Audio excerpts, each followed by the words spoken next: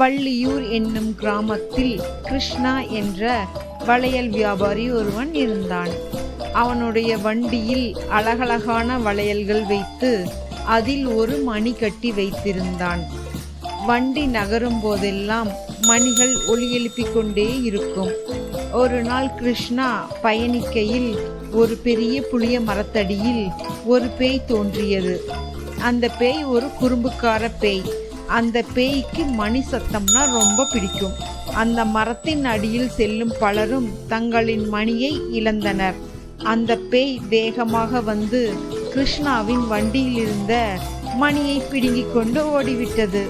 அது மட்டும் இல்லாமல் பஞ்சு மிட்டாய் விற்கும் ராமையாவின் மணியையும் பள்ளிக்கூடத்தில் அடிக்கும் மணியை கூட விட்டு வைக்காமல் பிடுங்கிக் கொண்டு ஓடிவிட்டது.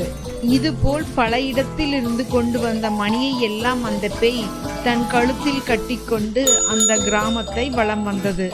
ராத்திரி ஆனா போதும், அது ரொம்ப சந்தோஷமா கிராமத்துல மணி சத்தத்துடன் அலைஞ்சு திரிஞ்சுக்கிட்டு இருக்கும். இந்த மணி சத்தம் கேட்டாவே கிராமத்தில் உள்ளவர்களுக்கு தூக்கம் போய் பயம் வந்துடும். அந்த பேய் ராத்திரி எல்லாம் மணியை கட்டிட்டு கிராமத்தை சுத்திட்டு பகலானா அந்த புளிய மரத்துல அடியில ஏறி தூங்க ஆரம்பிச்சிடும். அந்த கிராமத்தில் உள்ளவர்கள் எல்லாம் சேர்ந்து மாரியப்பன்னு ஒரு பேயோற்றவனை கூட்டிட்டு வந்தாங்க.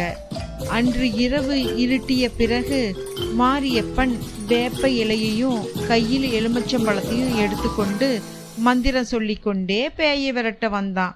அந்த பேய் மந்திர ஓசை கேட்டு மாரியப்பனின் அருகில் வந்தது. அவன் கையில் இருந்த வெள்ளி மணியையும் பிடுங்கிட்டு ஓடிடுச்சு அந்த பேய்.